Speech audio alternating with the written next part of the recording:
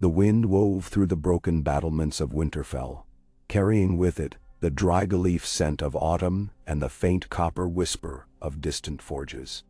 Jon Snow stood upon an ajake-smooth merlon, his gloved fingers resting on rough granite, as if the stone itself might answer the storm inside him. Lantern light from the yard below flickered upward, gilding the edges of his black cloak and setting small fires in the oil-dark eyes of Ghost, who waited at his heel. The direwolf's breath curled white in the night, a silent promise that even steel-cold darkness could be warmed by loyalty. Yet Jon felt a widening hollow beneath his ribs, a space that no oath, no friend, no northern hearth could quite fill. He had dreamed again, of dragons roaring over a field of broken spears, of a skull the size of a cottage door, its cavernous sockets filled by a red radiance like sunrise through frozen rubies. Each dawn he woke with the taste of ash upon his tongue, and the echo of some half-remembered word. King, king, king, whispered in a tongue older than old Valyria. Maester Luwine would say, dreams were only the mind's lantern turned inward, but Jon knew otherwise. The Stark blood in him ran chill and dutiful, yet the other half, the half he barely dared name, carried fire waiting for breath enough to flare. Long before the Raven bell clanged first watch, Jon descended the steps, his stride a measured cadence against the hush of the keep. A stable hand dozed against a bale of hay, his lantern guttering low. Jon left him to his rest and saddled a rangy gray gelding himself, the leather creaking like old tree limbs swaying in wind. He checked the cinch thrice, not for fear of falls, but because ritual steadied his mind. Ghost slipped ahead into the cold yard, paws soundless on frost-found flagstones, his white fur a living wisp of moonlight. No horn would sound for the direwolf's trespass. Ghost belonged to Winterfell as much as any carved direwolf upon the ramparts. Jon paused at the gate long enough to press a charcoal-penned letter into the guard captain's calloused palm. Tell Robb I ride south on Stark business. Tell him I carry no quarrel. Tell him I will return before the snows bar the roads for good. He did not write why he went, only that the realms beyond the neck called and he must answer. The captain, a silent mastiff of a man, merely nodded, his eyes a flint that struck no sparks. The portcullis groaned upward, and the night yawned wide. They rode beneath towering pines whose needles dripped moon-silver tears, and through groves where the first orange leaves swirled like cinders eddying from an unseen forge. Ghost loped ahead, stopping often to cast wary glances west, where the tree line broke into gnarled heath and the old King's Barrow mounds slumbered in starlight. In those mounds, so the tales whispered, dragonglass waited, black as midnight blood. Yet Jon did not seek dragonglass tonight. He sought bone far older, bone that once carried a furnace roar across sky and sea. Rumor, that half-mad minstrel of the small folk, had sung of dragon works hidden even in the frozen north. A secret vault beneath the Dreadfort, a sunken sepulchre etched by Magidi beneath the last river, a sealed cavern on Bear Island where boatwrights heard the sea mutter in Balerion after dusk. But a raven from Old Town, pilfered by Samwell Tarly, and slipped between pages of a moldy treatise, told another story entirely. When House Targaryen fled Dragonstone, they did not abandon every relic to the breakers. Balerion's skull, they said, vanished decades after the Conqueror's line fell. It was not in the Red Keep by the end, nor in the crypts at Dragonstone. A Septi's sister, traveling north, swore under confession that she saw blackened fangs shipped on a shadow bark, cloaked in sailcloth the color of dried blood, and bound for White Harbor. From there, whispered the testament, the relic went by secret road to Winterfell, payment for an unknown debt older than the wall itself. If true, somewhere beneath Stark feet lay the silent witness to fire that once scarred whole kingdoms. A dragon's skull, even hollow, still carried weight. Its jaw might prove a crown heavier than any beaten of gold. Its eye sockets could glare accusation at usurpers across centuries. And if that skull bore dragon dreams, embryos of power, half-dormant sparks seeking tinder, then the one who woke those coals might shape the fate of Westeros, with breath alone. Jon remembered his father's words, honor, duty. The wall we build within ourselves, so we might stand against storm and shadow. Yet Ned Stark had carried secrets too. Secrets so vast that even naming them seemed treason to silence. If Balerion's skull lay in the crypts, it was part of that silence. And if it did not lie there, it must be sought. Not for conquest, Jon told the wind, but for truth. A man's name could be unmade by rumor. A kingdom's destiny could pivot on a single relic. Days blurred into each other like pages of a book, thumb flicked by a nervous scholar. Jon skirted lonely villages where winter cabbages wilted under early frosts and children's laughter cracked like thin ice. He sheltered one eve in a sept half burned by bandits, its rainbow glass windows weeping shards that chimed in the gusts. There he met a pilgrim with eyes the hue of melted bronze who claimed to have seen a mountain smoking in the shape of a dragon above the bight. The man spoke of old letters penned by Gargan Coharies, of tunnels below Harrenhal leading south beneath riverbeds, too straight, too smooth to be carved by mortal masons. Jon listened, gleaning directions like a crow stealing silvered buttons. Yet the southward path grew perilous.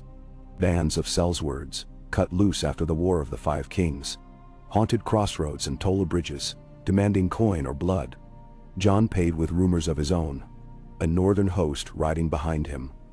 Giants in mail, a direwolf pack harrying stragglers. Fear made brittle men shatter.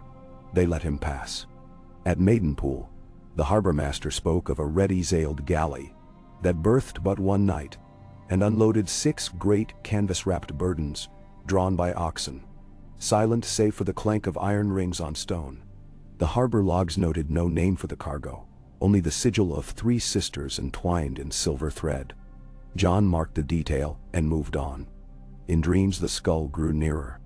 He saw himself descending spiral steps carved from obsidian, each tread echoing like a war drum.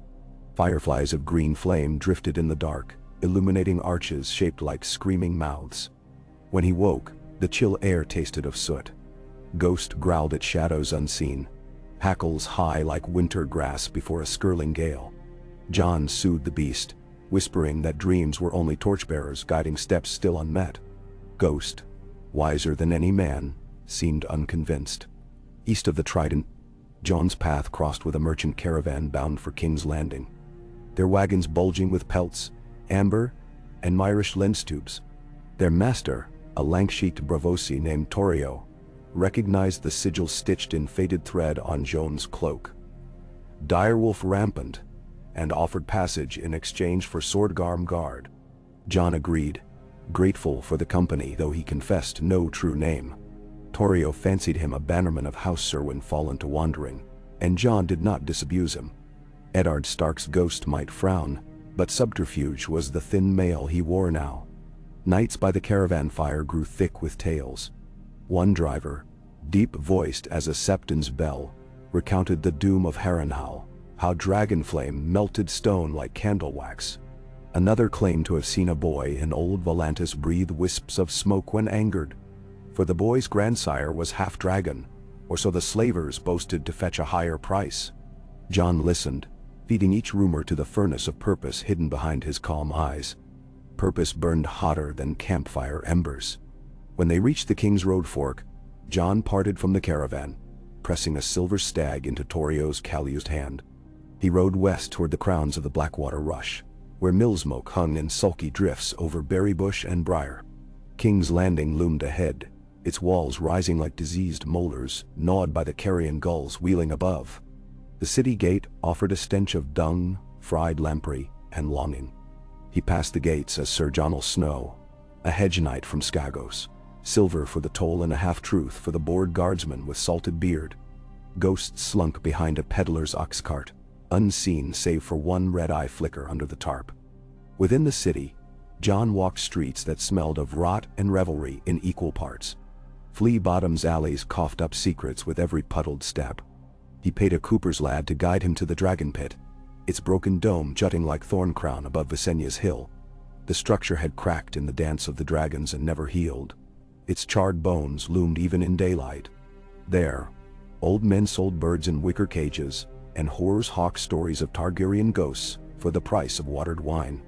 Jon's coin bought him a talc-smoked lantern and the silence of a one-gate septon, who kept keys to a forgotten subcellar. Beneath the dragon pit's littered floor, Jon descended through stairwells narrowed by decades of collapse. Dust coated his tongue. The air reeked of guano and damp stone fatigue. He touched walls gouged by claws larger than any wyvern still haunted in Corthian bestiaries. At last he found an empty dais, iron bands sheared by saw blade decades prior. Once it had supported Balerion's skull, but the void there now felt like a mouth mid-scream. In that void, Jon felt two truths. The skull had indeed rested there, and someone had taken it. Someone with strength enough to drag a demon jaw that weighed more than 10 horses, and secrecy enough to do so unseen. Tracing gouges in the dais, Jon's gloved fingers met a rusted ring, half buried beneath crumbled brick. He hauled it free, revealing a plug of stone cunningly fitted. Beneath lay a tunnel so tight he had to crawl, dust wreathing about him like grave mist. The passage ended in a void where a lantern light glimmered upon a crude marker stone. 3 interlocking circles, each etched with small crowns. He had seen that sigil before, stitched in silver thread on canvas guessed to wrap the skull at Maidenpool. The circles belonged to House Manderley. Thus the rumor rang truer yet. The Wolf City had harbored the dragon's doom. Jon left King's Landing under cloak of Predawn dim. His destination shifted northward, though his journey had just bent south. Yet the detour birthed more than proof. It birthed resolve. He now knew whose hands held the relic, and if White Harbor's lord claimed neutrality, that neutrality threaded through lies. Balerion's skull was no mere trophy. It was a lever of power that might tip the scale of every great house. In the glassy hush before sunrise he swore, by the old gods and whatever fire stirred beyond the mountains of the moon, that he would retrieve it, or perish beneath its shadow. On the coast road, he found a ragged sept boy hawking copies of a broadsheet sing-songing of miracles. A black dragon seen above the barrows. The long night returns.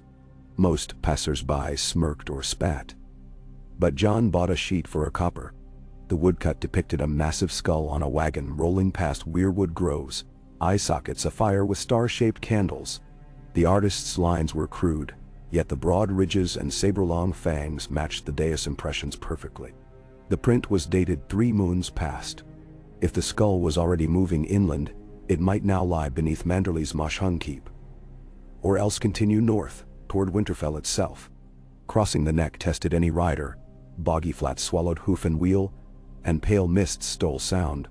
Jon hired a skiff to ferry him through channels riddled with lizard-lion eyes, reflecting torchlight like scattered garnets. Ghost paced the plank deck, nose twitching, hackles quivering. At dusk the ferryman muttered prayers to the 7, the Old Ones, and an eastern god called Qui-Gon, whose name he learned from a Pentoshi spice captain. Carry us, bright wanderer, through the veils between what is and what may yet be. Jon listened, filing the unfamiliar name beside other peculiar talismans. Legends of Coruscant, the city of endless towers beyond the sunrise sea, where the high spires mirrored starlight even in midday blaze. When at last White Harbor's pale granite rose above the high tide, Jon's heart thrummed like kettle drums in the black cells of Maegor's holdfast. The harbor gate shimmered with memories too fragile for memory. The first sunlit sight of his brothers brandishing carved trout after a triumphant fishing morning. Sansa's laugh in the echo of gulls as she begged stories of the Manderley court's masked balls. Yet the present weighed heavier. He entered as a lone northern knight seeking trade. He intended to leave bearing far more.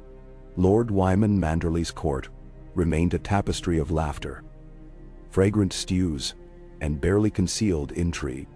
Minstrels plucked strings whose resonant hum hid hushed bargains. Jon, using the name Jonel again, offered 2 columns of Braavosi coins to ensure chambers near the wine cellars. There he watched the servants' routes, every cask replenished, every barrel carted away. Over days, patterns emerged. One path led not to the kitchens, but to a sealed door behind a mismatched tapestry. Every 4th night,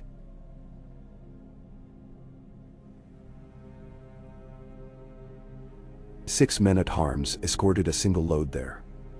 Wooden crates perfumed by dried blossoms, as though masking decay. John marked the hour when torches burned low, but before dawn patrols began. Ghost padded at his flank, a wraith in candlelight shadow. He slipped past snoring stewards, unbarred the tapestry door with a timber wedge, and descended a tight, twist-carved stairway. Deeper still, the air turned brackish with trapped sea rot.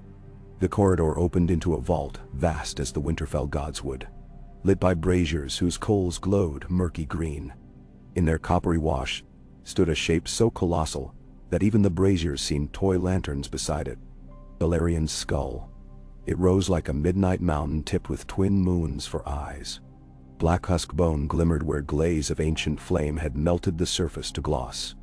Teeth like scythe blades jutted, each long enough to skewer an armored horse. Yet for all its terror, the skull exuded a hush akin to a cathedral after matins. John stepped closer, each heartbeat a smith's hammer on an anvil forged of dread. Ghost whined low, tail sweeping dust that had lain unmoved for decades. John laid a hand upon the skull's brow ridge.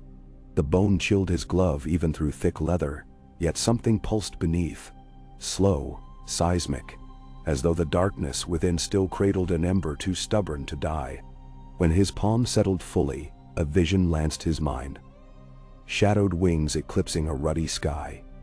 Molten stone rivers flowing about soldiers who screamed a name he only half heard. Azor, Azor, Azor! He tore his hand away gasping, the vision fading like winter breath against cold iron. Yet in that moment, the vault seemed to exhale. Dust swirling skyward in a spiral reminiscent of smoke. Footfalls echoed up the stair. Men got arms, blades unsheathed, flame tips of torches jittering. John ducked behind a pillar of fossilized vertebrae stacked like monstrous coin. He counted 6 hearts pounding, smelled wine and fear on their breaths. The leader barked orders, check the bindings, cleanse the offerings, prepare for Lord Wyman's rite. They circled the skull, tightening iron chains around the lower jaw, raising a lattice of sigil-graven shields to form a false wall concealing its presence. One man knelt to light incense sticks, whose plume floated pale green, wreathing fangs and curling dusk. Jon's muscles sang to leap, to strike, but 6 trained men in a vault where echoes betrayed every breath would spell ruin. He waited. When they climbed out, he followed, ghosting steps a heartbeat behind. Back in the servant corridors, he slipped past kitchens where rabbits roasted on spits and found his way into a linen closet whose arrow slit granted narrow sea view. There he planned. He could not drag a skull alone through White Harbor's streets, but he could wield proof. A fragment, perhaps a tooth, rested free under the cover of chaos, might ignite lords and small folk alike. Yet to pry a tooth from Balerion's iron-fried maw would take tools, time, and stealth sharper than seraph blades. And once done, where to run? North to Winterfell, whose sons might claim rightful custodianship? Or east to Dragonstone, where the black skeletons of smaller beasts still smoldered under memory of flame? Nightfall brought storm clouds bruisedark and heavy. Thunder boomed like distant drums of war. John donned a gray cloak lined in charcoal velvet, its hood a shadow swallowing his face. He armed himself with a prebar meant for cask hoops and descended again. Lightning bared corridors in stark silver. Thunder masked the growl of hinges heedlessly swung wide. In the vault, lightning shatter illumined the skull in strobing glimpses, each flash a gallery portrait of apocalypse. He wedged the bar between molar and jawbone, bracing boot against fang. Metal creaked, bone groaned, sweat stung his eyes. Ghost snarled softly each time the bar slipped. At last a fracture croaked through the cavernous silence. A splinter-long shard sheared free and clattered like a hailstone. John clutched it, blood it curved, weighty, sharp enough to slice boiled leather, and felt again that buried pulse, as though the shard remembered fire. Then the alarm bell sang, a shriek of rusted iron rolling down to the very roots of the vault. Torches flared above. Boots thundered. John tucked the shard into his jerkin, scooped another fragment, no larger than a fingerbone, and ran, Ghost padding at his thigh. A crosshall spilled before him like a dry riverbed. He sprinted beneath hanging banners whose sea-green cloth grazed his brow. Spearmen rounded a corner. Too close. Jon veered into a wine cellar, vaulted over casks, splintering staves. Ghost lunged at the first guard, knocking him into darkness. Jon hurled a lantern at the second, flames gusting as the oil-kissed woolen tunic. Smoke roiled. Screams thundered. Jon burst through a servant's sally port into rain so hard it felt like slingstones. Harbor bells clanged, each toll scattering gulls. He vaulted onto the gelding's back, slapped the reins, and horse and wolf tore down cobbled alleys slick as greased marble. Behind him shouts chased like thrown spears, yet the labyrinthine lanes soon swallowed pursuit. At the city wall's sea gate, a fisher's barge bobbed on storm-snagged ropes. Jon tossed the man a pouch of silver, for the craft and silence both. The fisher, eyes wide at the direwolf leaping aboard, merely nodded and cut free. They rode into black water churned white by wind. Lightning forked overhead, striking the harbor tower, lighting stone crenels in ghost green. Jon wrapped the shard in oiled cloth, tucking it deep within saddlebags. Every beat of his heart seemed echoed by thunder. Every breath tasted like a prophecy unsaid. 2 days later, gale-spent and salt-skinned, Jon made landfall north of Flint Cliffs. There the land rose in wild terraces, crowned by heather fields purple as dusk. He guided horse and wolf along sheep tracks, until Winterfell's gray walls materialized out of evening murk. By torchlight, the sentries hailed him. By dawn, the shard lay upon a long table in the solar where Robb, Sansa, and Maester Luwin waited. No hammer sounded, no horns blared. Silence reigned so completely that Jon heard the candle wax crack as flame devoured wick. Robb reached first, but Jon's hand caught his brother's wrist. "Careful," he murmured. "It burns cold."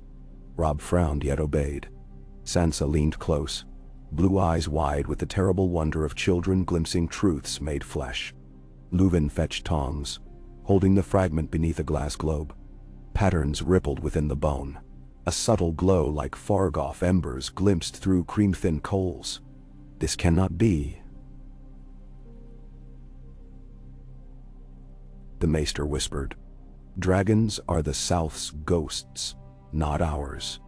"Ghosts travel," Jon said quietly, remembering stone corridors and green flame braziers, remembering thunder and the taste of old, waking fire. "And sometimes they come home."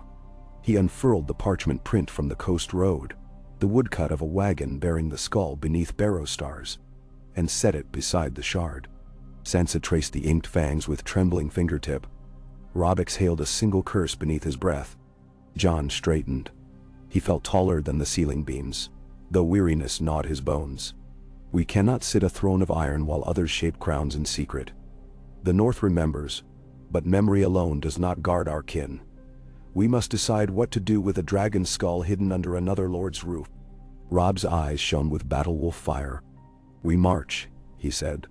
"Call banners, claim what should never have left Dragonstone." Luwin cleared his throat. Such a move invites war with the Reach and the Crown both. Jon met the Maester's gaze, calm as a winter pond freezing over. War may already ride.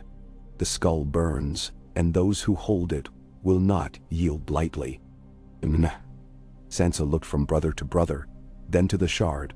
"If tales of dragons return," she whispered, "small folk will look for the rider who commands them. And if they find none," Robb said, "they'll choose one."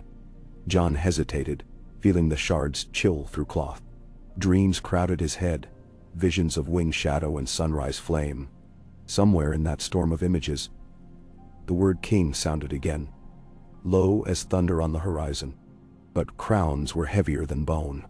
"First," Jon said at last, "we must bring the truth to light. Let every lord see what was hidden, and let them choose if they follow wolf or dragon." "Them?" Outside, dawn began its slow burn over the crenels, washing ramparts in hues of valor and blood. In its gold-red glow, the shard gleamed. Neither utterly dead nor yet fully alive, but waiting. Waiting for breath, for word, for the will of the one who dared to claim not only the North, but the fire beneath the world. And Jon Snow, bastard of Winterfell, felt the weight of that waiting settle upon his shoulders, like the mantle of a dragon king. Unseen yet undeniable, as the first snows of winter started to fall. Okay. Snow drifted through Winterfell's outer ward in lazy spirals, each flake a silent messenger from skies already whitening the horizon.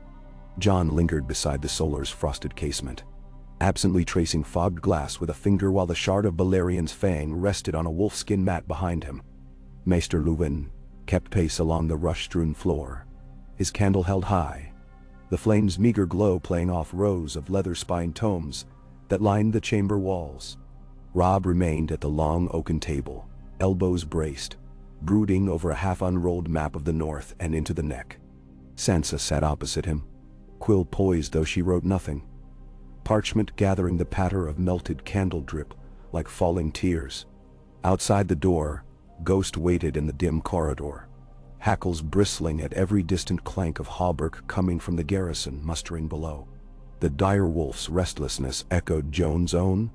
He turned at last, drawing a slow breath that tasted of pitch smoke and iron-sharp winter. Robb lifted storm-dark eyes. "You will ride with the dawn." It was not phrased as question. Jon inclined his head. "Ace, we agreed. Take 20 men." Robb's voice held an edge forged from equal parts fraternal concern and burgeoning command. "Horses fit for long pursuit, pack mules for food. A maester's kit. Luwin will choose vials enough to tend wounds, human or otherwise. I need fewer." Jon's answer came quiet. "A smaller company moves unseen. 10 riders, no sigils shown. If Manderly's spies learn we march, he will spirit the skull away again." "Bento." Sansa finally put quill to parchment, not to scribe, but to still her fingers. "He may already know, Jon. You fled his vault in flames." Her gaze drifted to the fang. "Does he yet realize what you stole?" "Soon," Jon conceded. "A tooth missing from a dragon's jaw will be noticed." Luwin set candle in a wrought iron stand and approached with measured steps. "Lord Wyman is no fool, but his girth outstrips his haste. A rider might reach White Harbor ahead of verdant suspicion if weather favors." He lifted a narrow case of polished ashwood from beneath his robe. Balerion steel tweezers, salves for frostbite and burn blister, tincture of milk of the poppy, willow bark for fevers. He pressed it into Jon's hands. "And parchment, should raven or rider fail you." Jon accepted the kit with quiet thanks. The weight felt negligible beside the burden he truly bore. The secrets coiled within Balerion's fragment like banked coals. Robb's fist came down softly on the map. "When you retrieve the skull, bring it here. Winterfell's crypts will keep it from prying eyes until the lords of the realm are gathered." "Bah." "Gathered?"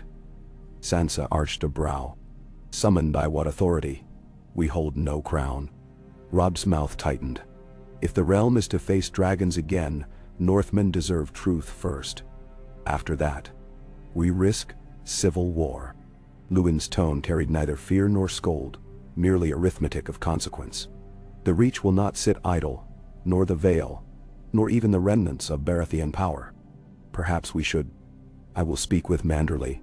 Jon's interjection cut cleaner than steel. "If he moves the skull again, I will follow. If he offers parley, I will hear him. He may yet prove ally." Sansa's breath left her like the hush of a snuffed candle. "You intend to ride alone?" "Not alone." Jon turned toward the door where Ghost waited. "Never alone." Dawn broke pearl gray, skies the color of old whalebone. Jon rode through Wintertown at the head of 9 men whose cloaks bore no bright heraldry, only rough-sewn patches for warmth. Gerd Talltree, his best scout, guided the column toward Wolfswood trails, seldom trod except by poachers. Hal Mullen rode rearguard, sturdy as the ironwood shield strapped across his broad back. 2 packs mules plodded between, led by a skinny boy no older than 14. Pate, a stable lad eager to see something beyond muck and straw. Jon had tried to refuse the boy, but his plea had been fervent, and Robb, seeing his own younger self in those hopeful eyes, had nodded. They passed the broken tower where crows roosted in silent jury, wings dusted by frost. Snow hissed beneath hooves, muffling sound. Ghost trotted beside Jon's gelding, white fur near invisible against blanketed drifts, except for the ember glow of his eyes. By midday they reached icicle-hung arches of the King's Road. There Jon reined in, scanning southward. A line of boot prints led into the distance. Fresh, shallow, perhaps a merchant band a half-day ahead. He kept to the verge, wary of ambush. Clouds massed overhead, pregnant with more snow. They camped that night beneath the boughs of an ancient oak, its crown a skeletal web scratching at moonlit dark. Jon lay wakeful, eyes on the fang shard he wore in a leather pouch around his neck. When the campfire settled to red embers, he sensed heat emanating from the bone despite the frigid air. Ghost lifted his head, ears twitching. The wind carried a low moan, perhaps branches rubbing, perhaps something deeper, older, stirring at the shard's nearness to open sky. Sleep found Jon in fitful images, a colossal skull rising from surf, barnacles clinging like wartime tributes, wings of shadow beating ash into storm cloud, a throne of molten stone erupting upward as if wrenched from some unseen magma womb. He woke at false dawn, slick with sweat, snowflakes melting on his brow. No footprints but his own led away from the camp. Still, he felt watched. On the third day they reached the crossroads where the King's Road kissed the banks of the White Knife. Its waters, usually tamed by autumn chill, rolled swift and dark, swollen by early thaw. The ferry was out, ropes snapped, draped like dead serpents across posts. Gerd cursed softly. We ford upstream or detour east to Bridgetown. The detour costs 2 days. Hal spat into snow. If Skull Spies ride for Manderley, we lose advantage. Jon eyed the river's jagged black surface, hear the grind of ice pans swirling. Upstream, he decided, where the shallows are stone-bottomed. They followed deer paths northward, until the river narrowed beneath a limestone bluff. Gnarled roots protruded from frozen banks, offering handholds. Jon dismounted, wading first to gauge depth. Water rose above his knees, colder than a corpse embrace. He signaled. One by one the horses followed. Pat led the mules, teeth chattering as the current tugged at their legs. Midstream, an ice pan cracked against Pat's thigh. He stumbled, dropping a lead rope. A mule brayed, slipped, and the current latched on like hungry jaws. Jon lunged, fingers closing on the rope just as water hoisted the beast sideways. His shoulder wrenched, but Hal was beside him in a breath, adding bulk and muscle. Together, they hauled mule and supplies to the opposite bank, where hooves found purchase on gravel. Pat collapsed, eyes wide. Jon clapped his shoulder. Courage buys life, lad. Next time, keep footing sure. They set a small blaze to thaw limbs, cloaks steaming as heat drove wet chill away. Jon's leather pouch warmed more quickly than flesh could account for. He unwrapped the shard. Its surface glimmered faint red, sighing steam. Gerd stared, mouth agape. By the 7-pointed star, he whispered. It drinks the coal. Jon wrapped it again. Remember what you see. Speak of it to no one. Pat nodded fervently. Fear mixed with reverence in the boy's eyes. White Harbor's upper walls came into sight on the 7th dusk, lanterns glowing like amber beads strung along crenellations. Snow had eased to fine powder, sifting down through torchlight with leisurely grace. Jon left 5 riders in a copse of cedar half a mile out, their horses hidden under canvas-dyed dune. He took Gerd, Hal, and Pate onward, like merchants seeking late entry. A purse heavy with Rob's silver gave them passage. The guards hardly spared a glance at Pat's wide-eyed awe. Just another stable boy trailing masters. Inside, evening bustle pressed close. Fishmongers heaving last catches onto ice sleds. Washerwomen beating frozen linens in steaming tubs. Sailors stumbling from alehouses already humming with more song than coin. Jon steered toward the Silver Eel, a waterside inn famed for thick shutters and thicker walls. There he rented a loft chamber overlooking dock quarter alleys, a vantage to survey any unusual movement. He dispatched Gerd to hawk rumors along the wharves, paying dockhands for talk of sealed crates or heavy wagons. Hal prowled taverns frequented by Manderley guards, listening for whispers of relic, dragon, or right. Pat remained to brush down horses. Jon instructed him to note any stranger too interested in their stabling. After midnight, each returned. Gaird's report: a galley 3 days past under sail that flapped dull crimson. Unmarked but broad-keeled, laden and hurried. Offloaded crates, iron-banded, drawn by oxen inland. Destination unknown, but watchers saw them head not to the new keep, but toward Wolf's Den, the ancient fortress that predated White Harbor itself, now used for storage and the occasional clandestine imprisonment. Hal's ale-soaked findings matched. Manderley men spoke of the old jaws guarding the den. Fear, not pride, laced their jest. Some said the cavernous cellar beneath the den vibrated at night, as though some great drumbeat echoed inside stone. Jon mapped routes in his mind. He would strike tonight, before rumor reached Lord Wyman of Northern riders skulking within his city. Leaving Pate with 2 riders as watch, Jon and 4 others donned dark cloaks and set out on foot, ghost circling ahead, little more than a whisper across new snow.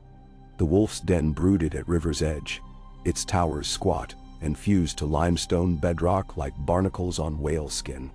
Windows were arrow slits. The main gate boasted riveted planks 3 hands thick, reinforced by iron lattice.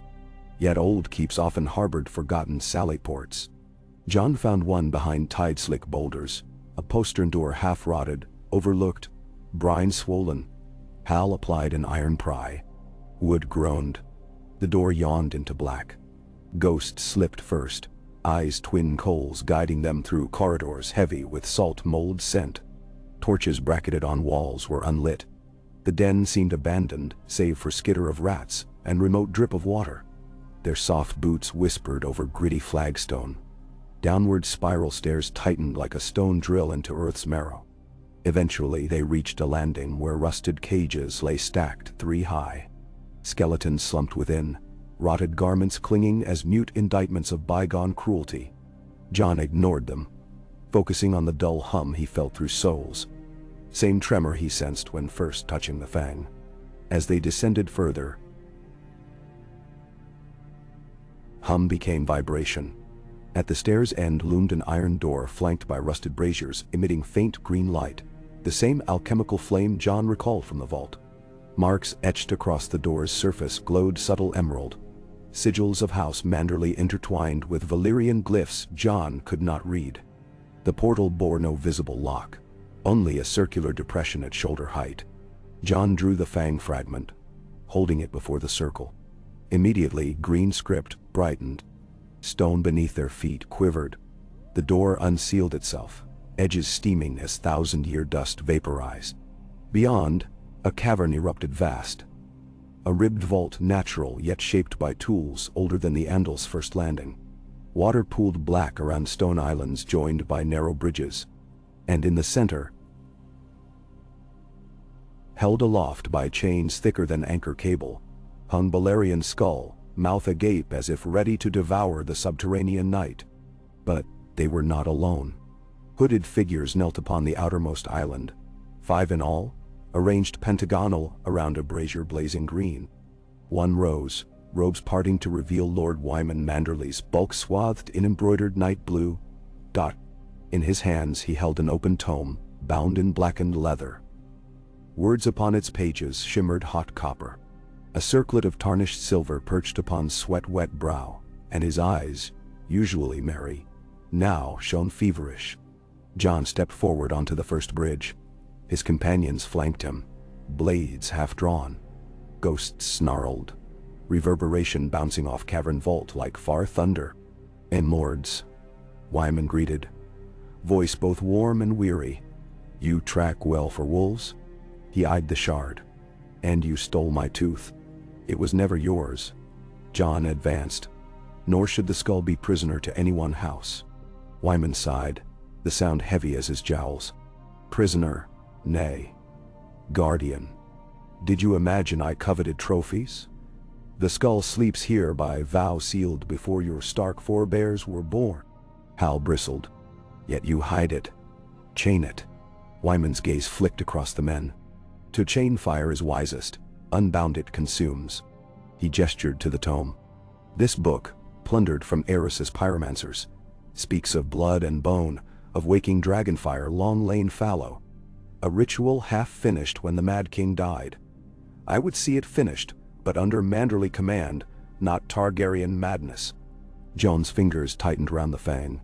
Heat pulsed anew. You would hatch flame and feed it war? I would hatch protection. Wyman's booming voice echoed. The North stands alone when southern crowns quarrel. Dragons obey the hand that wakes them. Or burn it, Jon replied. Wyman closed the tome. A risk I deem worthy. Jon shook his head. I won't allow it. Wyman's lips thinned. Then you force my hand, and doom your house when dragons fly bearing another's banner.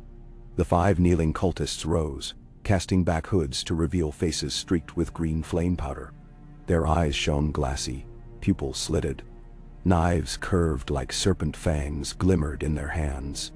Hold, Wyman commanded, though his gesture betrayed respect, not reluctance. To Jon he said, return what you stole and leave. I grant safe passage this night. Now. Jon looked upon the skull, upon the chains, upon the brazier's eerie light, and felt the world hinge upon his choice. He lowered the fang pouch to his palm, then flung it into the brazier. Searing green flared white, then scarlet. The chains rattled. Sparks, showering. Wyman bellowed. Cultists screamed. The brazier shuddered, metal warping. A wisp of crimson smoke coiled toward the skull's maw, threading between fangs to vanish into hollow throat. The cavern trembled. Stone chips rained into dark water. Ghost leapt forward, sinking fangs into a cultist's taff. The man shrieked, steel falling from numb fingers. Hal and Gerd went left and right, blades flashing in dim emerald gloom. Jon advanced on Wyman, Longclaw's Valyrian ripples, absorbing the torchlight. But the Lord had drawn a dagger of strange black glass. You know not what you awaken, he hissed, slashing the air. Sparks, no, embers, trailed each cut, as though the blade sliced through unseen veins of fire. Their steel rang once, twice. Jon caught Wyman's wrist, twisting hard, sending the glass dagger skittering into shadows. Green flame smoldered in Wyman's beard as he wheezed. Folly. Above, the skull's eyes lit crimson, from deep within bone, as though coals rested in the hollows. Chains groaned, links quivering. A bass rumble reverberated. Neither stone nor metal, but something alive remembering how to roar. Gerd dispatched the last cultist, sword returning wet and dark. Time to leave, he urged. Jon released Wyman, who sank to knees, staring up at the awakening skull. Too late, the Lord whispered. It hears the blood. The brazier toppled, green fire spilling across the bridge planks, catching pitch-soaked beams. Flames raced like starved weasels. Smoke rose thick and choking. Jon signaled retreat. Hal grabbed Wyman by collar, bodily dragging him. They sprinted along stone causeways, Ghost bounding ahead. Behind, chains snapped like thunderclaps. Water hissed as fiery shards fell. At the stairway, a concussive roar hurled them forward. Hot wind and sparks pummeled backs. Jon risked glance. The skull no longer hung. It floated. A colossal crown of jawbone borne on swirling vortex of red and emerald flame, as though invisible wings beat beneath water and air alike. Hollow sockets cast searchlight beams, sweeping, cavern-like gorge eyes of wrath. They reached the surface tunnels, choking on smoke.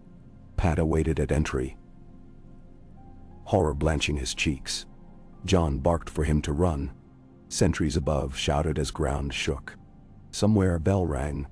Out into night, they burst, coughing. Snow fell harder now, but flakes kissed faces already streaked with soot. A thunderous crash behind signaled vault collapse. Perhaps skull descending. Perhaps something worse climbing after. Jon mounted first horse he found.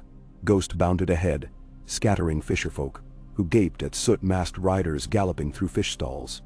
Wyman, riding pillion behind Hal, clutched belly and gasped prayers. White Harbor woke to chaos. Tower bells tolled. Watchmen poured onto streets. Yet few pursued. They ran instead toward Wolf's Den, where flames shot skyward in twisting column of jade and crimson, painting cloud undersides unnatural. Jon led his troop up twisting cliff road, hooves striking sparks. Once clear of city lights, they spurred north. Snow swallowed tracks in minutes, veiling flight. Only dawn's sickly ribbon found them at last, overlooking moorland, where wind keened unanswered. They reined in. Exhaustion sagged every shoulder. Wyman slid from saddle, collapsing to knees. Jon faced him. "The skull?" "Lost," the Lord rasped. "Broken maybe, or free." He coughed, spitting soot. "Gods forgive me." Jon crouched. "Tell me the vow you spoke of." Wyman's eyes brimmed. "My grandsire, Wireless, found the skull adrift at sea. Dragonstow's ghosts gave it to waves. He swore to hide it beyond Southron grasp, until a true king of dragons rose to claim. We sought to make that king ourselves." "Mendero."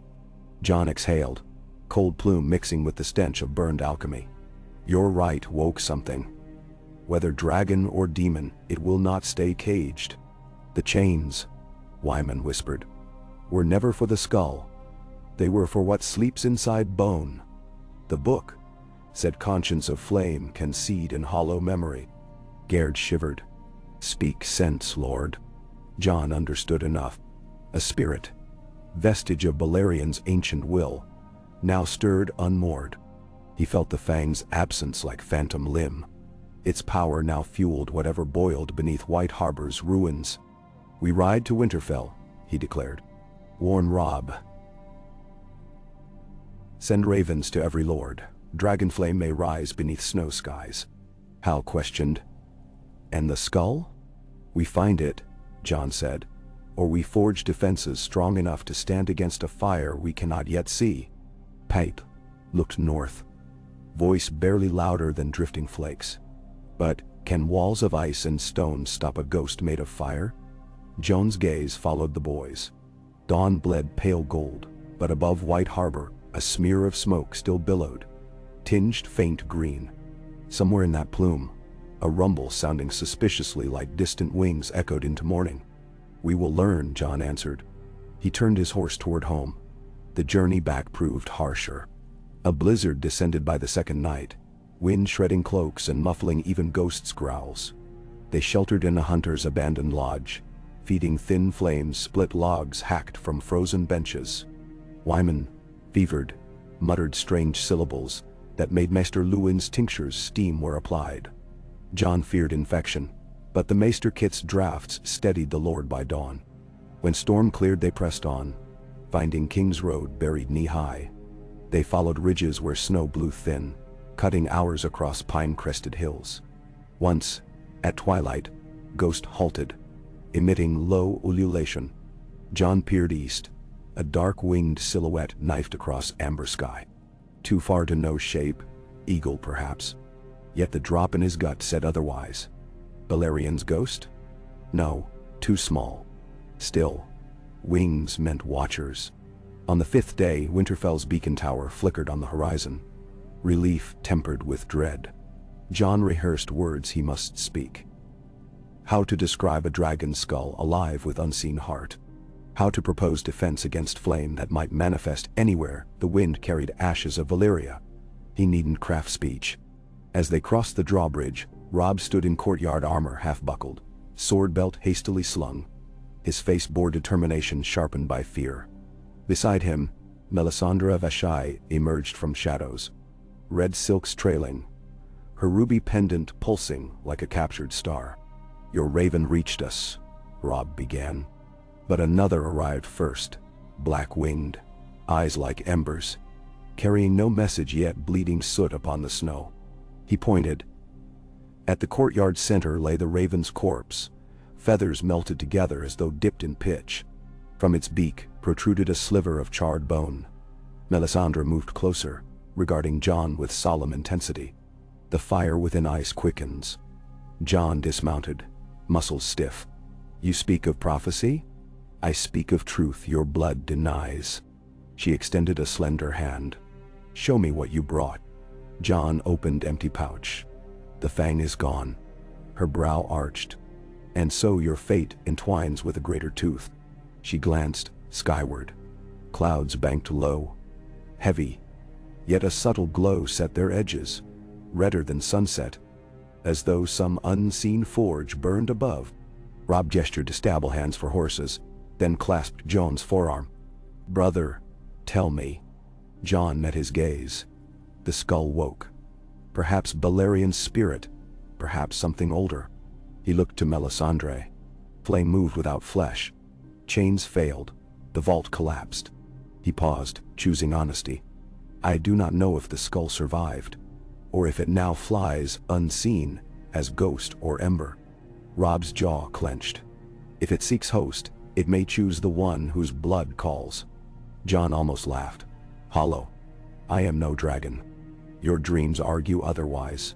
A horn sounded from ramparts. Short, urgent. A sentry shouted, pointing south. Winterfell's folk rushed to walls. Jon, Robb, Melisandre, and the returning party climbed the battlements. Low clouds churned like molten iron.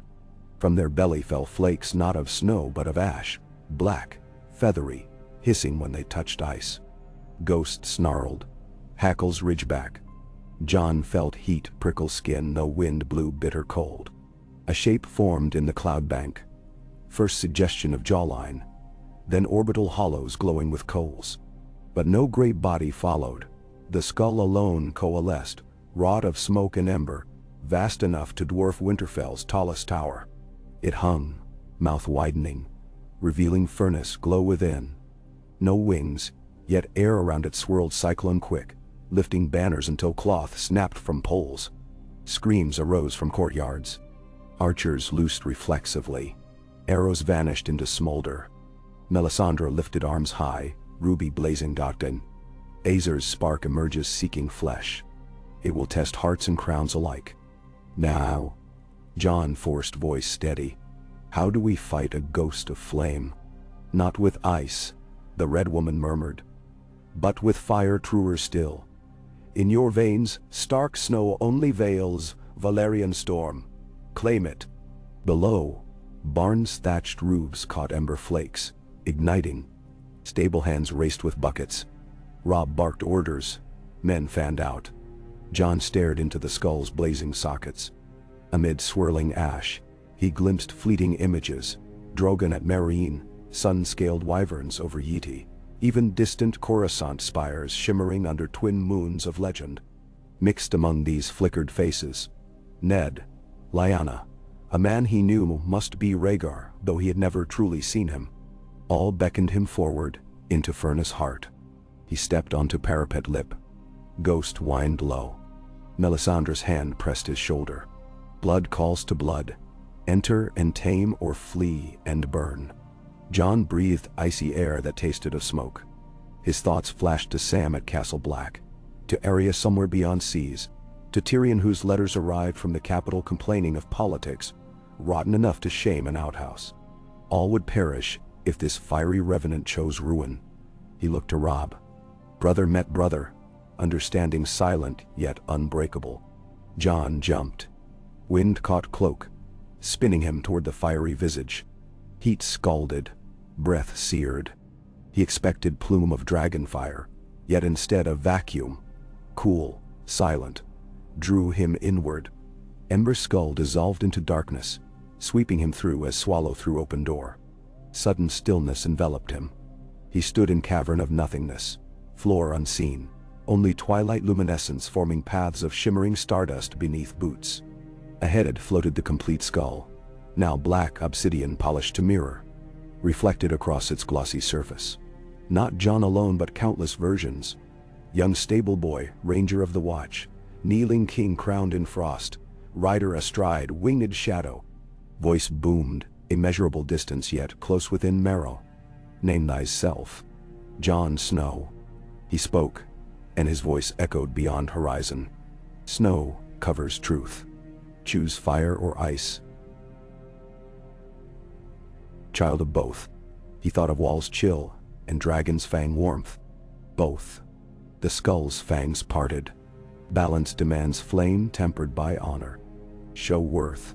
A surge of memory flooded him. Every doubt, every small mercy.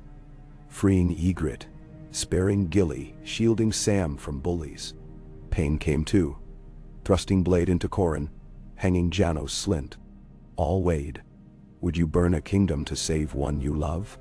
Jon saw Sansa's terrified eyes in eerie winter, Arya's laughter in Godswood, Ghost's unwavering devotion. He answered, I would burn the halls of those who threaten the innocent, but not the innocent with them.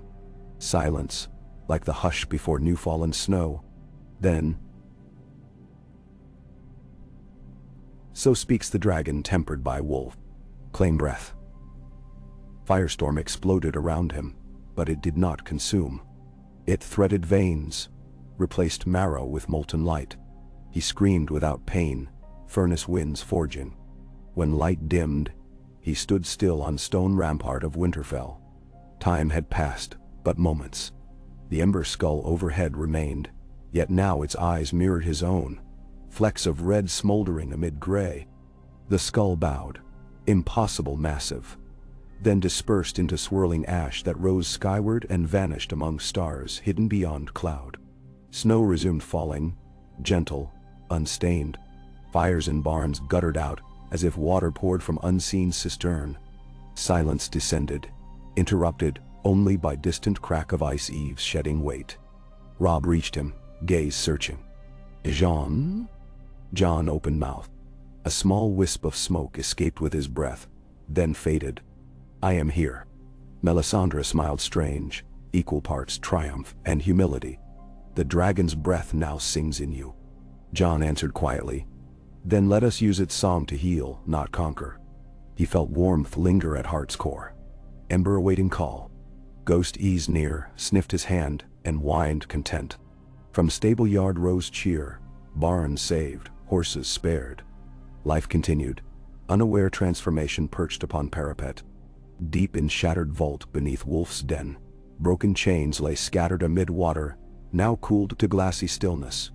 Within that mirror floated the skull, returned, cracked yet whole. Through fissures seeped soft blue light, ice joining fire, forging something new.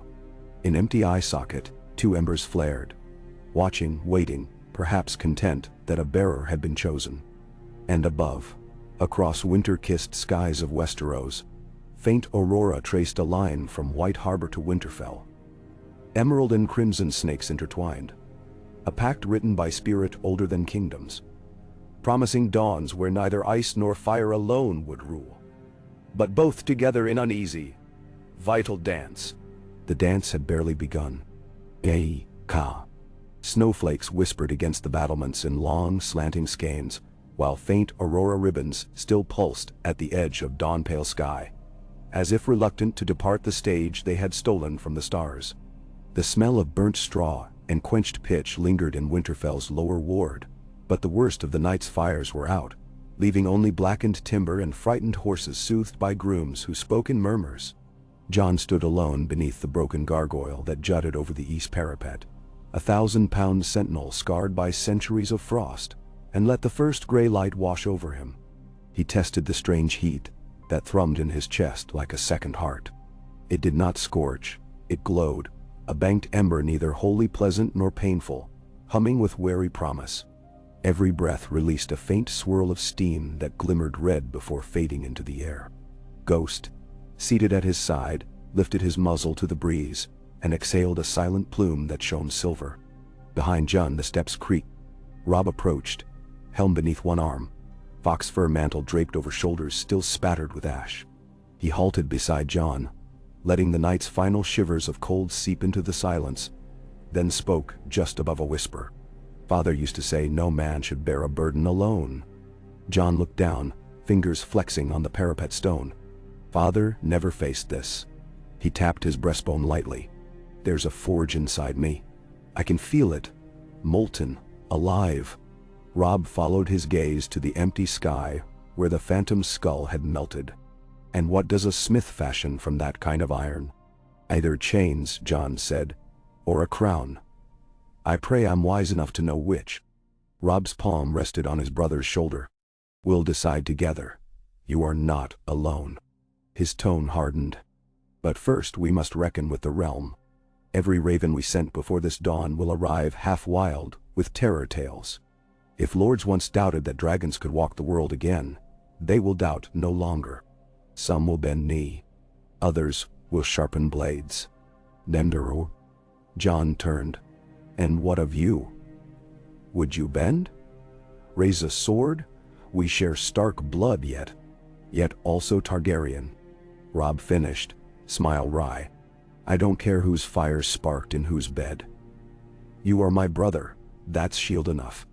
Jon's throat tightened. Thank you. Robb's gaze slipped to the yard below, where Melisandre conversed with Maester Luwin, and a newly arrived clutch of knights watched brothers dispatched by Samwell Tarly. But love won't stop a Southron host, he continued. Nor will it still the fear in northern hearts. You need allies, legitimacy. A council convened here soon. And, he added, eyes south. I have word from Moat Cailin. Banners near the neck, bearing Triskelion of Hightower, and the Golden Rose of Tyrell both. The Reach rides, and not for parley. Jon hissed a breath. Mace Tyrell wants the skull, or to end any rival claim before rumor grows? Likely both. Robb handed Jon a scroll sealed in green wax. Intercepted courier. Hightower script. Jon cracked the seal. The letter was curt. Lord Paxter Redwine to Lord Leighton Hightower. Reporting a dream from the High Septon in Old Town, flames in the north foretelling a false king of ash. The apple of the north must be cleaved before seeds took root. Fleet set sail. 4 days passed. Knights riding. Jon crushed the parchment. False king. Robb bristled. Call me paranoid, but a fleet that far north might aim first for White Harbor's ruins, salvage what remains of the skull for their own priests. Then we cannot wait. Jon's ember heart flared. We move to the ruins. Secure the skull, or ashes, or whatever remains. Bury it in crypts the Reach dare not desecrate. If they follow, Winterfell will not stand alone. Robb's mouth curved. The lords of the north always feared dragons. Now a dragon defends them. Some may find that irony enough to follow. Heavy boots echoed below as Hal Mullen and Gerd Talltree entered the yard, leading Wyman Manderly, pale, still feverish, toward guest chambers. The great lord leaned heavily on a carved ash staff, each step fighting tremors. Jon nodded to Robb. First Wyman. He owes answers. Then T. They descended together. In the corridor outside Wyman's room, Maester Luwin dabbed tincture across the lord's blistered wrists. When he saw Jon, he bowed slightly. His fever abates. Wyman's eyes opened, bloodshot but alert. Lord, no. Your grace? He asked, uncertain how to greet the man who now breathed dragonfire. I hear things in dreams, wing beats. They call your name. Jon crouched. Save riddles. Did the skull survive intact? Wyman swallowed. The cavern collapsed. Yet through cracks, I glimpsed bones still whole. Floating upon water, glowing blue where fissures met. Not dead. Not alive. Waiting. Then, what of the tome? The pyromancer ritual. Crushed. Burned. But I remember passages. Jon's gaze sharpened. You'll recite every word you recall, for Maester Luwin to transcribe. Then you remain here, under guard, but treated as guest. Cooperate and your house retains Stark friendship. Resist and you answer for near doom. Wyman closed eyes. I will speak. Robb placed a hand on Jon's shoulder. You see? A crown forged already, though you swear you do not want one. Jon rose, cheeks coloring. One problem at a time. By midday, a war council convened in the Great Hall, among lingering scents of smoke and spruce bough fire. The long tables brimmed with parchment maps weighed by daggers, pewter cups, and melted snow dripping from riders' cloaks. Present. Robb Stark, Jon, Sansa, Melisandre, Maester Luvin, Hal Gared, and Sir Roderick Castle back from a fortnight's ride along eastern watchtowers. Samuel Tarley, cheeks rosy from the road, stood near the hearth clutching a leather tube of messages sent by maesters along the realm. Robb addressed them. Scouts confirm reach forces within a senight's ride of the neck. 10,000 foot, 2,000 cavalry.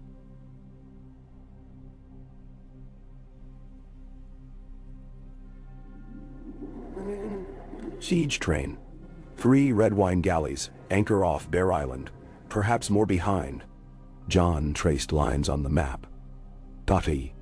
We'll need the Manderley fleet, those ships still afloat, to cut round the galley's stern, bleed their supply.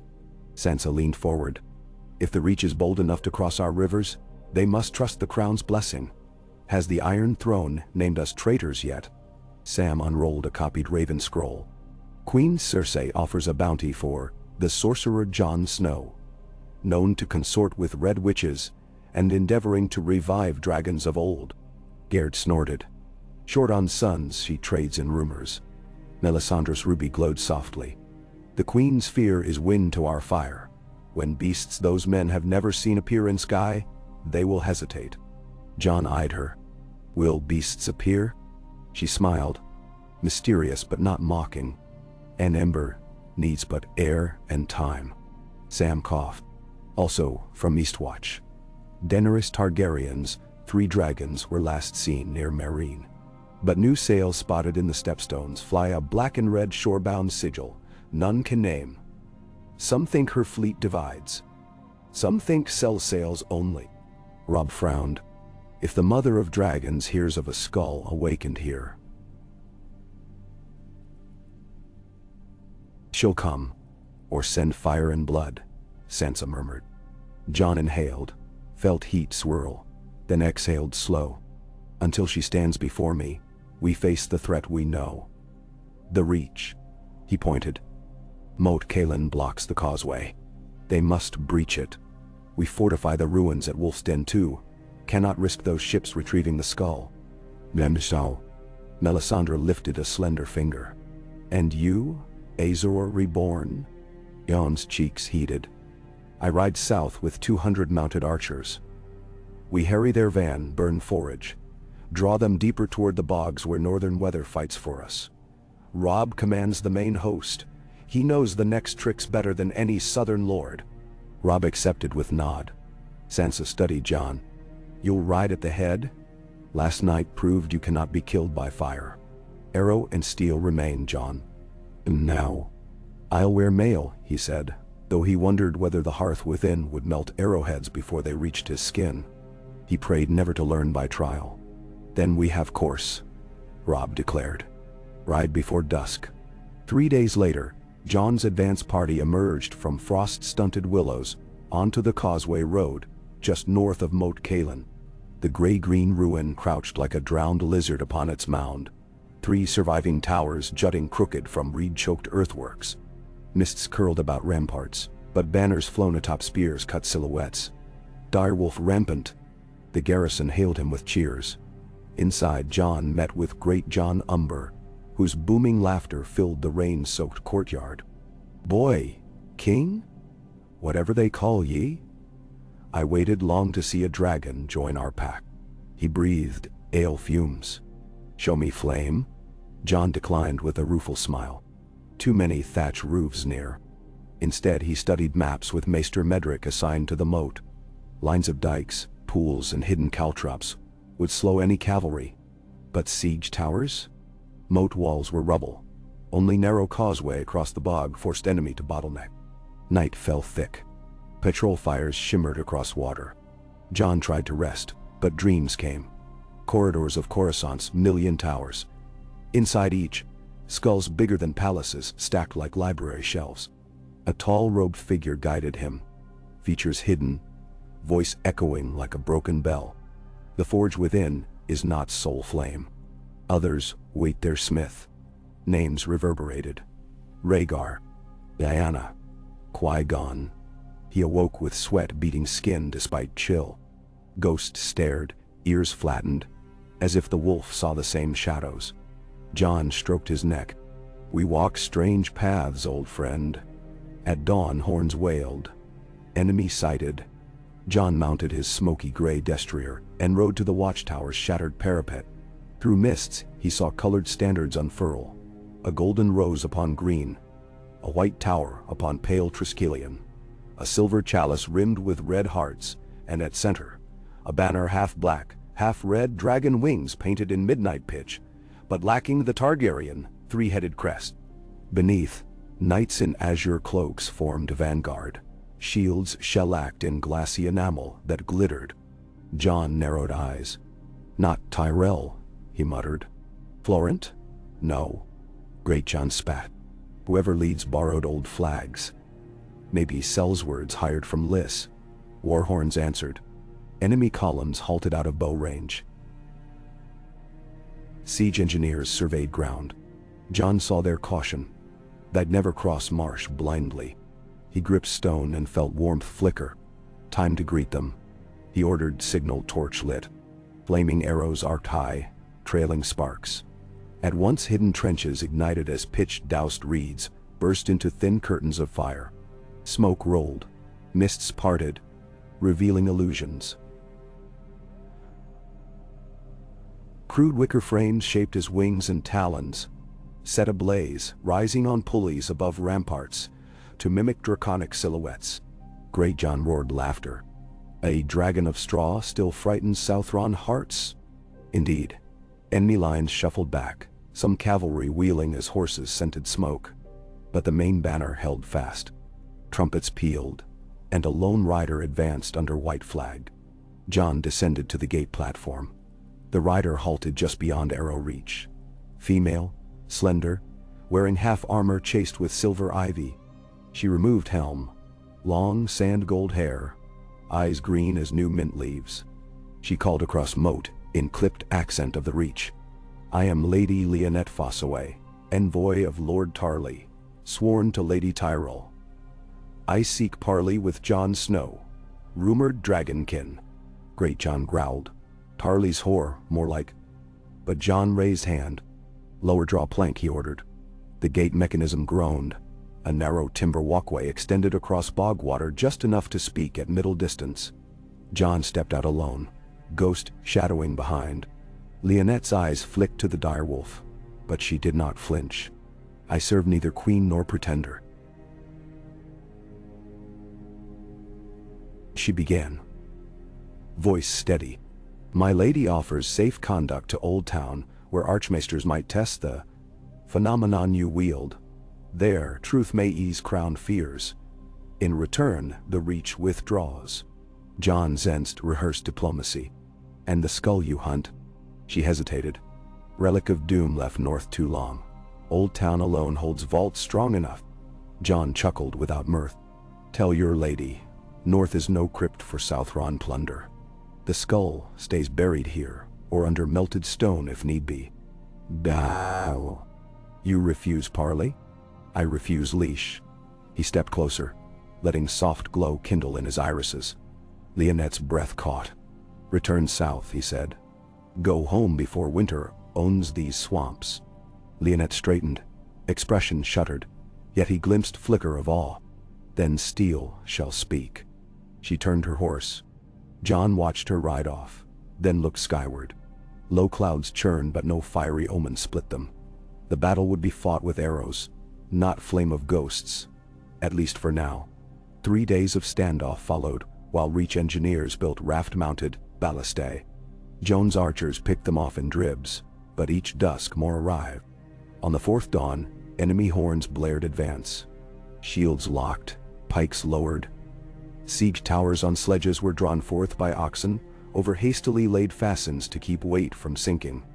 Jon commanded ring of scorpions, giant crossbows. Unleash. Bolts cracked through tower hides. Flames from tar-soaked bolts set one structure ablaze. Yet one tower rolled within reach before collapsing, disgorging 70 armored men onto the causeway's shoulder. Fight turned to melee atop half-submerged stonework.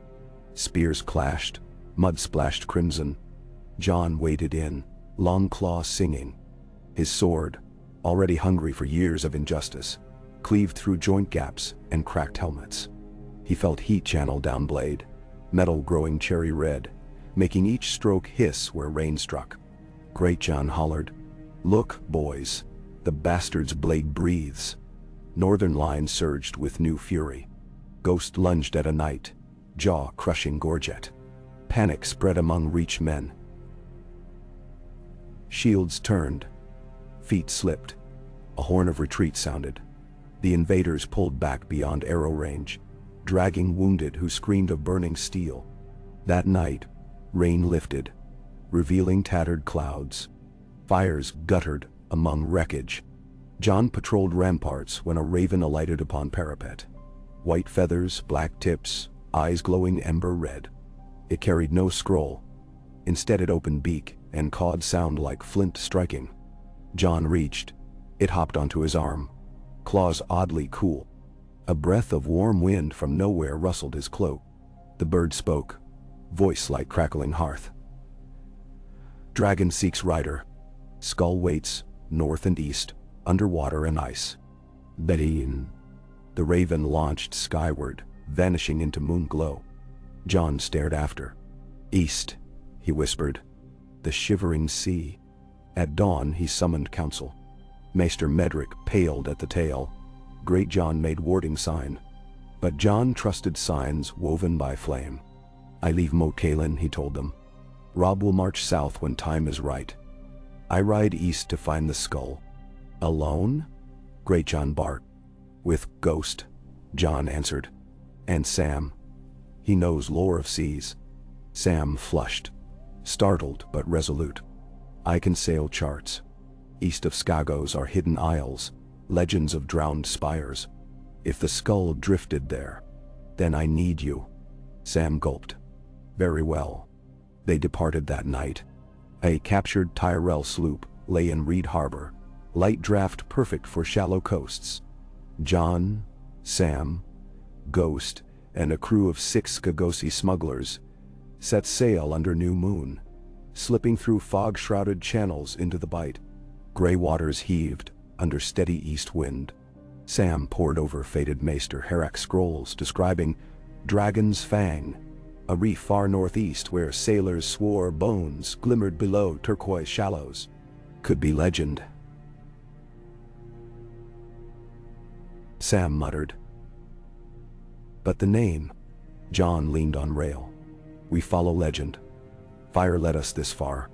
On third day, they sighted jagged rocks, jutting like broken sword hilts from foam. Seabirds wheeled overhead, shrieking. The reef extended like an arm curling toward unknown heart. Water between rocks shimmered pale blue despite overcast sky. Phosphorescent algae maybe? Or something stranger. The sloop's keel scraped coral. They anchored in a quiet cove. John leapt ashore with Ghost, boots crunching crushed shells. Stunted pines clung to cliffs. In a cleft, seawater pooled deep. Glassy, reflecting skies swirling green and crimson, as if aurora lived below. Sam pointed, voice hushed. There. A shape lay beneath water. Skull the size of a barn, fissured, lit within by faint cerulean pulses, as Wyman described. It rested upon stained sand amid strands of seaweed that drifted like funeral veils. Joan's dragon flame thrummed recognition. He waded knee-deep. Water steamed around shins. Ghost paced bank, whimpering. Closer, he saw carvings newly etched upon bone. Sigils unknown. Spirals whose curves mirrored Balerion glyphs yet older still. Through cracks glowed interplay of cold blue and warm red. Ice meeting fire. He laid palm on submerged fang. Heat flooded limb, yet water above hissed frost. Two forces collided. Pain stabbed hand, but he held firm. A voice within skull, no, within his chest, spoke without words. Forge complete only with breath of both. He pictured snow-laden forests, hearths, vows to family. He pictured dragonfire storms, riders screaming in exultation. A vibration rippled water. Skull shifted, rising slowly as if buoyed by its own glow. John stepped back. The enormous relic surfaced, streaming seawater. Blue light radiated from fracture seams, red from eye sockets. Within those twin furnaces he saw shards of his own soul mirrored, wolf pacing, dragon wing beats above. Sam gasped. From Skull's maw poured mist that crystallized midair into ice feathers before melting. Ghost howled, birds scattered. The skull hovered a yard above water. Jon realized the sea roiled beneath, vortices spinning clockwise and counter. The relic sought perch. On cliff overhead, stone spur jutted. As if compelled, Skull drifted upward to settle upon that natural pedestal, balanced by currents of invisible force. It clamped in place, facing west toward Winterfell. Jon collapsed to knees, energy spent. The forge within dimmed to calm ember. Sam helped him rise. "What now?" "Now," Jon said. "The north gains a beacon. Our enemies shall see it and tremble, or hope." Night fell swift. But when stars emerged, new constellation crowned horizon. Blue and red skull burning above reefs, hireling to no man. Its glow cascaded across cloud bottoms, making paths of crimson light that pointed inland like roads of prophecy. Riders from every northern clan soon arrived at Winterfell, bearing tales of strange auroras forming dragon skulls in cloud. Of reach forces mired knee-deep in bog, horses refusing forward. In White Harbor, fisherfolk claimed a spectral sea dragon guarded harbor mouth, eyes twin lighthouse beams of frost. Fear and wonder braided through smallfolk prayers. Back south, the Reach host faltered. Tyrell captains muttered of bad omens, night terrors of burning flowers. Lady Leonette again rode to Moat Cailin, delivering sealed missive from Lord Randall Tarley himself. Retreat conditional upon proof that the skull posed no threat to the faith. Robb read letter, then laughed. Proof? He begs mercy in pretty ink. Yet mercy served strategy. Robb sent answer. Withdraw and send wise men. Together we may study dragonfire within bounds. Cross again and meet North's winter wrath. Tarley's scouts saw the beacon over sea. Their courage melted. The Reach host withdrew south of the Neck. Word reached King's Landing. Cersei demanded new levies, but Lannister coffers drained by war and plague found little coin. The Iron Bank, having financed Tyrell advance, hesitated further credit upon hearing of dragonfire. They preferred backing survivors. Rumor said Cersei now studied wildfire again, seeking equal terror to balance north. But a different raven arrived from Dragonstone. Wax black and red, three-headed seal broken by the hand of Tyrion Lannister, now hand to Queen Daenerys. The letter addressed Jon Stark Snow Targaryen, invitation to parley on neutral isle near Driftmark. Daenerys wished meeting between flames untested. It concluded, the world has room for more than one dragon, if they choose not to bite each other. Robb eyed Jon. Will you go? Jon exhaled, remembering tales of Daenerys' justice. Her fire sweeping slave masters. If I refuse, she may come anyway, with armies. Best meet ember to flame before wildfire consumes both. Sansa touched Jon's arm. Do not travel alone. Jon glanced at Ghost. Never alone. He also invited Sam, whose counsel tempered heat with reason. And Melisandre, though her presence might tempt suspicion, but she insisted visions guided south. They set sail from White Harbor aboard a lean black galley christened Frostfire, crewed by Snow and Manderly volunteers eager to witness history. At dawn on the fifth day, Dragonstone's basalt crags loomed, smoking vents wreathing towers. Yet the parley anchored off Driftmark's calmer shallows where the Tidehall ruin provided neutral ground. Daenerys awaited on a piece of the old Balerion road, now broken by tides, Drogon circling overhead like storm cloud incarnate. Jon's forge heart pulsed. Drogon's shadow passed, wings causing deck rigging to creak. Ghost bristled, but did not bolt. Jon disembarked with Sam and Melisandre. Daenerys approached. Silver gold hair rippled in wind, violet eyes alert yet not unkind. Tyrion stood beside her, hands clasped. Sir Davos Seaworth too, nodding greeting to Jon. Jon and Dany halted paces apart, ocean spray misting between. Drogon landed behind her, earth shaking. His black skull, though living, matched the size of dead Balerion's relic, glowing far north. He watched Jon, golden eyes narrowing. Daenerys spoke first. "They say you claim a piece of my ancestor." "I guard it," Jon corrected. "The skull is no man's to own." She tilted head. "Yet it answers your call. I rescued it from those who would twist it. Now we seek balance. Fire without leash scorched the world. Ice alone would freeze hope. Together, maybe life." Jon lifted palm. Faint red flame danced above skin, shaped like direwolf silhouette before flickering out. Drogon chuffed, smoke curling. Daenerys' eyes widened with recognition and curiosity, rather than jealousy. "You are blood of my blood, though your hair be dark. The dragon chooses." She drew a slow breath. "I burn slave chains. You burn fear's chains.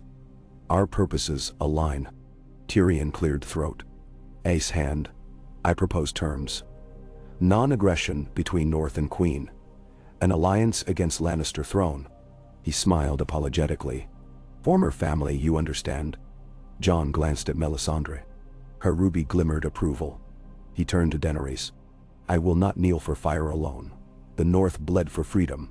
Yet we can stand side by side." She stepped closer. "Not queen and vassal, equals. Two flames. Ice and fire." Her hand extended. Jon looked to Drogon, then to distant north where Beaconskull surely burned though unseen here. He clasped her hand. Heat met heat, but balanced, not consuming. Ocean wind sighed. Tyrion grinned. "I'll fetch parchment." Davos laughed softly. "Never thought I'd see Stannis' Red Woman shake hands with a dragon queen." Melisandre merely smiled, eyes reflecting dawn's gold. Alliance struck. Jon sailed home. Weeks later, ironborn ships flying Kraken banners attacked Tyrell galleons retreating near Shield Islands, scattering them. Rumor spread Euron Greyjoy sought mystical skull for himself, but found Tyrell keels empty. Meanwhile, the beacon at Dragon's Fang drew pilgrimage. Fishermen claimed salt ice passed over wounds and healed them. Some saw visions of dead kin in glow. Jon Zent watched to guard sight, forbidding exploitation. Winter deepened. Snows buried fields, but North felt not despair. There was warmth in their lord's ember presence. He built new forges using dragonfire to smelt stronger plows, armors, even cast bells whose tones carried leagues. Sansa oversaw granaries, her counsel wise.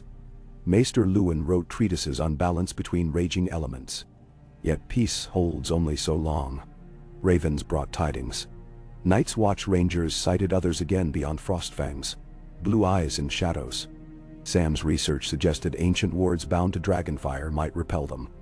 Jon realized the skull's fusion of ice and fire mirrored what realm would need against winter's dead. He drafted plan. Bring relic south of wall. Anchor it at junction of weirwood roots where magic deep. But moving beacon risked destabilizing its equilibrium. He would have to accompany, perhaps merge his inner forge further with Balerion's memory. A journey loomed across dead lands, light against shadow. One early dusk before first leg north, Jon walked Winterfell's Godswood, snow-muffling steps. The heart tree's face wept, sap like crimson tears onto white carpet. Jon knelt, ghostly breath curling. Within hush, he heard voice like creaking ice. Child of wolf and dragon, flame within snow. Bind skull to root, bind heart to world. Beware shadow tongue that once whispered doom. Its echo seeks you, born of night. Jon opened eyes. At Godswood edge, shape stood. A man of average height cloaked in patchwork black and white. The garb of Bravos. No. He removed hood, revealing face eerily blank. Shifting, faceless man. Before Jon could reach for sword, the stranger bowed. A gift from one who sees paths cross like swords, the stranger said, offering a small wooden box. Within, glass candle of old Valyria. Lighted in darkness, speak question, glimpse reply. The voice was calm, genderless. Stranger placed box on snow, melted into shadows, gone. Jon opened box. Inside lay black-green candle carved with glyph spirals. might aid in fight. Danger, too. Melisandre later warned glass candles tether souls to long-lost sorcerers, still roaming dream seas. But knowledge often needed risk. That night, he lit candle in sealed chamber. Emerald flame rose silent. He asked, "What doom stalks the skull?" Images whirled. A pale figure crowned in frost reaching for blue cracks of beacon. Shadows twisting into spear of dusk, stabbing skull to shatter union. A name hissed. Knight's Scythe. Jon woke trembling. He shared vision with Robb and council. They surmised a lieutenant of others, forging weapon to sunder balance. Plan to move skull grew urgent. Within fortnight, sledges built of weirwood and dragonglass runners arrived at Dragon's Fang Reef. Under Aurora swirl men hauled chains. Jon stood atop skull, breath wreathed in red steam guiding. Ice-formed ramp to shore under blue glow. Skull slid across like king on glass throne. Sam chronicled event, quill shaking. The journey north across Bay of Seals by barge proved perilous. Storms conjured by unnatural winds, battering hull but failing to sink vessel, warmed by Jon's forge magic. Gull-crested waves hissed yet parted. At Eastwatch, brothers gaped as Skull floated through harbor like moonlit leviathan. Cotterpike growled curses of witches, but allowed passage. Walgate groaned wide to admit impossible cargo. Beyond, bleak white wilderness awaited. Jon led company. Ghost, Sam, Tormund's giantspan guiding wildling mammoths harnessed to sled. Melisandre and her acolytes chanting hymns of Red God, host of Northmen sworn to last ember. Over 3 hard weeks, they crossed plains of razored wind. One night,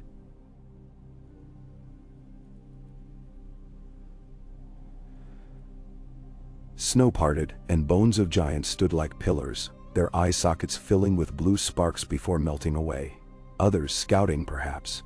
At last they reached the ancient hill where children of the forest once met first men, weirwoods forming ring around Sinkhole Lake. Jon felt heart hammer. This was cradle and crucible. They lowered Skull onto slab of black stone at center. Weirwood roots wrapped cracks, drinking light. Fusion of red and blue radiance spread into earth, tracing root veins until whole grove glowed subtle sapphire crimson. Air grew still, heavy with power. A howl cut night. From tree line, advanced figures tall and gaunt, armored in ice plates. In lead, rode white elk whose antlers dripped frost fire. Knight's Scythe, crown of winter, lieutenant of king beyond cold. Eyes shards of starless night. He raised obsidian spear etched with shadow runes. Melisandre cried warning. Archers loosed arrowstorms of dragonglass. Some struck, shattering foes into snow shards. But Knight's Scythe deflected with swirl of cold that turned shards to harmless mist. He advanced toward Skull, intention clear. Jon unsheathed longclaw. Fire rippled along blade. Sigil of snarling wolf glowed incandescent. He stepped onto slab. Knight's Scythe stopped 10 paces away. Silent air vibrated with 2 ancient powers. "You come for death," Jon said. The creature's mouth opened. No voice, but cold wind carrying wordless hunger. He hurled spear. It flew like comet, trailing white sparks. Jon swung. Blade met spear tip in midair, explosion of steam and frost. Spear shattered, raining crystals that combusted into white flame. Knight's Scythe drew second weapon, curved glaive born of moon ice. He rushed. Jon parried, each clash sending shockwaves that cracked frozen lake surface. Ghost leapt, gnashing at icy calves, slowed foe. Jon feinted, then plunged long claw through chestplate. Blade met core of black glass, fire flared red, melting ice cage. Knight's Scythe convulsed, blue eyes flickering, body splitting with hiss. Yet from shattered corpse crawled dark mist vined blue, racing across slab toward skull fissures. Jon realized spirits sought union, to invert balance, turning beacon dark dot dot. He jumped onto Skull, pressed both palms to crown. "I deny you," he whispered. Forge heart burst into white-hot flame. Heat coursed through arms, into skulls cracks. Mist shrieked, steam roared, northern sky ignited with aurora torrent, red and blue converging to brilliant gold. Mist dissolved into sparks that rained across grove harmlessly. Silence fell. Snowflakes resumed, gentle. Sam exhaled a sob. Tormund whooped laughter. Melisandre knelt, eyes reflecting gold aurora. Jon slid from skull, legs shaking. Ghost padded close, licking blood from Jon's forearm. Jon scratched his ear, managed to smile. "We built chains of balance," he murmured. "Now the dark knows resistance." Months later, spring sun finally pierced winter's gray. Though snow still patched dales, Winterfell thrived. Trade wagons from Vale, banners of Riverlands seeking succor. Reach envoys returned bearing peace grain. Queen Daenerys met Robb at Trident's frozen ford, forging pact that split realms into federated kingdoms under council not crown. Yet no council hall outshone heart of Northern Grove, where blue-red skull still pulsed under weirwoods, sentinel against endless night. Jon visited often, feeling warmth and cold swirl in perfect measure, as though echo of his own soul. One evening, Sansa joined him. "Do you regret? You could have ruled with dragons, burned foes, taken Iron Throne." Jon shook head. "Throne of swords brings only bleeding. Better a beacon than a seat of blades." "Then no." She linked arm with his. "Yet men will craft legends. Jon Snow, Dragon King of Winter. Let them." He smiled. "They will never know quiet moments like this, between sister and brother, wolf and tree." Aurora flickered overhead, forming brief shape of direwolf curled around dragon egg. Sansa gasped delight. Jon breathed slow, forge heart quiet. The ember now steady campfire rather than raging furnace. In distant memory he heard voice of father. "A man must serve realm before self." He answered silently, "I serve, and fire serves with me." Beyond horizon, towers of Coruscant shone in far-off stories told by sailors under new stars. Priests of Qui-Gon whispered of balance found in twin flames. But those were tales for another age. For now, the North endured, guarded by wolf and dragon, ice and fire.